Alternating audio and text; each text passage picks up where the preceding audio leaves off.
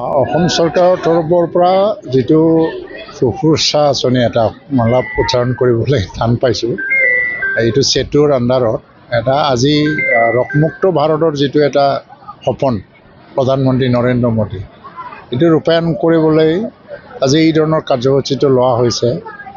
0 পৰা 18 বছৰ বয়সলৈকে যিবিলাক ল'ৰা ছোৱালী আছে, তেওঁলোকৰ গাত কিবা বেমাৰ আছে নেকি বা বেমাৰৰ লক্ষণ আছে নেকি, সেইটো চেকআপ কৰা হ'ব।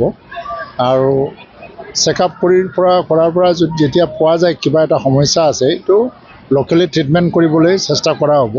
যদি নহয়, ওচৰৰ মেডিকেল কলেজত যাব বিনামূলীয়া।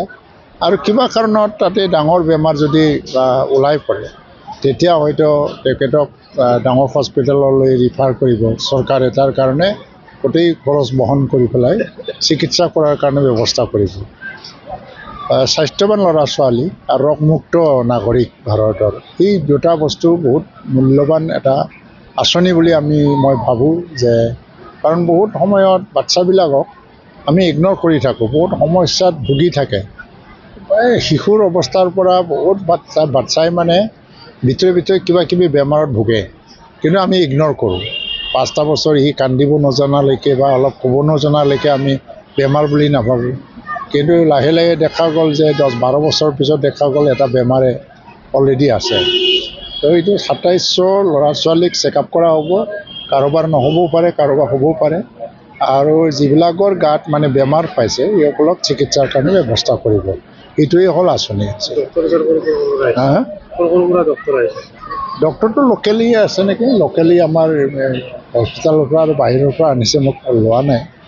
ক'ৰবাৰ পৰা আহে, মানে এটা টীম আহি যায়।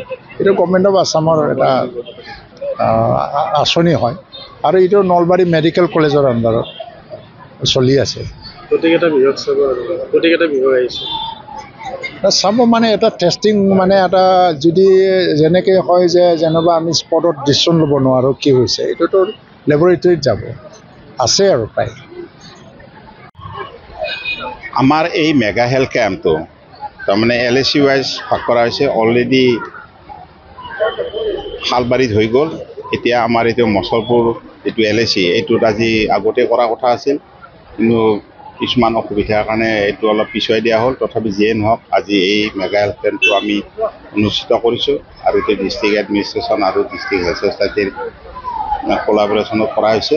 ইয়াতে আজি 2700 ল'ৰা ছোৱালী তাৰমানে স্ক্ৰিনিং কৰা হ'ব। তাৰমানে কি, বেমাৰ আছেনে নাই চোৱা হ'ব। আৰু যদি বেমাৰ আছে, তেতিয়াহ'লে ডায়েগন'চিছ কৰিব কি বেমাৰ আছে। আৰু সেই বেমাৰখিনি ধৰা পৰাৰ পিছত ইয়াত প্ৰিলিমিনাৰী চিকিৎসা কৰা হ'ব। যদি চিকিৎসা কৰোঁতে কিছুমান অসুবিধা হয় বা সঠিক চিকিৎসা নহয়, তেতিয়াহ'লে আমাৰ অসমৰ যিখন 13খন মেডিকেল কলেজ আছে, ওচৰৰ মেডিকেল কলেজত ইয়াত চিকিৎসা কৰা হ'ব।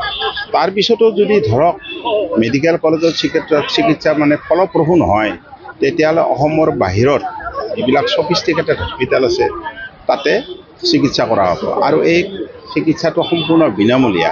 গতিকে প্ৰাথমিক স্তৰৰ পৰা শেষলৈকে সম্পূৰ্ণ খৰচ চৰকাৰে বহন কৰিব। গতিকে মই আমাৰ বাক্সা ডিষ্ট্ৰিক্টৰ এই অঞ্চলৰ সমূহ অভিভাৱকসকলক মই কাতৰ অনুৰোধ কৰোঁ, আৰু মই সাংবাদিক বন্ধুসকলকো কওঁ যাতে তেখেতসকলে এই ক্ষেত্ৰত অলপ সজাগতাৰ সৃষ্টি কৰে। অলৰেডি তেখেতসকলে বহুত হেল্প কৰিছে, নকৰা নহয়। গতিকে আমাৰ এইখিনি যে মানে ল'ৰা ছোৱালী আহিছে, তেখেতসকলৰ সজাগতাৰ কাৰণে আহিছে। গতিকে আৰু কোনোবা যদি ভিতৰৰ ঠাইৰ পৰা আহিব লগা আছে, সেই ল'ৰা ছোৱালী, বিশেষকৈ 18 বছৰৰ ল'ৰা ছোৱালীখিনি ইয়াত আমি স্ক্ৰিনিং কৰিম। কাৰণ কিয়, 18 বছৰৰ তলৰ ল'ৰা ছোৱালীখিনি আমি এইভাৱে কাৰণে আমি বাছি লৈছোঁ যে কিছুমান বেমাৰ এনেকুৱা আছে, যদি সৰুতে মানে নিৰ্মূল কৰা নহয়, তেতিয়াহ'লে মানে পিছৰ জীৱনত তাৰমানে ধৰক এডাল্ট লাইফত তাৰমানে সেই চিকিৎসাবিলাক কৰা কঠিন। যেনেকৈ ধৰক টনচিলৰ বেমাৰ। টনচিলৰ বেমাৰটো দেখাত সাধাৰণ যেন লাগে, কিন্তু এই টনচিলৰ বেমাৰৰ কাৰণে কি হ'ব পাৰে, মানে ভালভুলাৰ ডিজিজ, তাৰমানে হাৰ্টৰ বেমাৰ হ'ব। যিবিলাক ভালভুলাৰ ডিজিজ কাৰণ পিছত চিকিৎসা কৰিব নোৱাৰি বা কঠিন হয় বা খৰচান্ত হয়। ঠিক সেনেকৈ ধৰক চকুৰ বেমাৰ। কিছুমান ল'ৰা ছোৱালী আছে, আজিকালি টিভিৰ ওচৰত ল'ৰা ছোৱালীবিলাক ওচৰৰ পৰা চাই ভাল পায়, কিন্তু আমাৰ অভিভাৱকসকলে হয়তো কিছুমান অভিভাৱক আছে লক্ষ্য কৰে, কিছুমানে হয়তো লক্ষ্য নকৰে।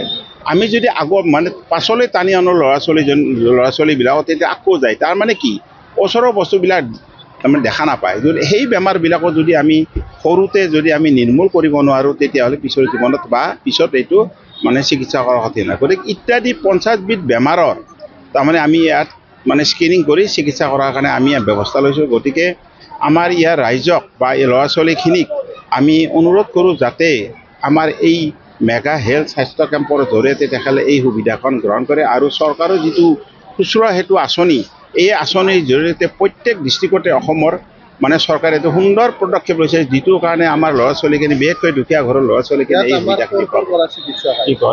ইয়াৰ পৰা আমাৰ চিকিৎসক আমাৰ যিটো স্থানীয় মছলপুৰ ৰবিউৰ হস্পিটেলত যিখিনি স্পেচিয়েলিষ্ট ডক্টৰ আছে সেইখিনি আহিছে আৰু যিখিনি ডক্টৰ নাই আমি ওচৰৰ নলবাৰী মেডিকেল কলেজৰ পৰা আনিছোঁ আৰু তাৰপিছতো ধৰক কাৰ্ডিঅ'লজিষ্ট নিউৰলজিষ্ট নলবাৰী মেডিকেল কলেজত সেই মানে নাই, তথাপি আমি গুৱাহাটী মেডিকেল কলেজৰ পৰাও আমি তেখেতৰ লগত তাৰমানে যোগাযোগ কৰি কাৰ্ডিঅ'লজিষ্ট বিশেষকৈ নিউৰলজিষ্ট মানে চিকিৎসকসকলক আমি ইয়াত আনিছোঁ আৰু তেখেতসকলৰ মানে চিকিৎসা গ্ৰহণ কৰি আমাৰ এই মানুহখিনিক মানে যাতে মানে সুবিধা পায় তাৰ কাৰণে মই সকলোকে অনুৰোধ জনাইছোঁ আৰু বিশেষকৈ মানে সাংবাদিক বন্ধুসকলক কৈছোঁ তেখেতসকলে যথেষ্ট হেল্প কৰিছে আৰু ভৱিষ্যতেও যাতে তেখেতক হেল্প কৰে। কাৰণ মানুহবিলাক হয়তো কিছুমান এনেকুৱা ভিতৰৰ ঠাইৰ মানুহ আছে যিবিলাকে খবৰবিলাক নাপায়। গতিকে তেখেতসকলে আহি এই দুখীয়া মানুহখিনি যাতে সুবিধা পায় তাৰ কাৰণে মই আপোনালোকক ধন্যবাদ জনাইছোঁ আৰু আমাৰ ইয়াৰ ৰাইজেও যিখিনি আহিছে অভিভাৱকসকলক ধন্যবাদ, বহুত কষ্ট কৰি তেখেতসকলে আহিছে আৰু এই ক্ষেত্ৰত আমাৰ প্ৰশাসনে আৰু আমাৰ স্বাস্থ্য বিভাগে যিখিনি হেল্প কৰিছে তাৰ কাৰণে মই আমাৰ ডিষ্ট্ৰিক্ট ছ'চাইটিৰ পৰা জইণ্ট ডাইৰেক্টৰ হিচাপে মই সকলোকে ধন্যবাদ জনাই আজিৰ এইখিনি কথা মোৰ ক'বলগীয়া কথাখিনি আপোনাৰ আগত দাঙি ধৰিছোঁ। ধন্যবাদ। যিকোনো খবৰৰ বাবে যোগাযোগ কৰক 7099017330 লগতে 7099017110 নম্বৰত।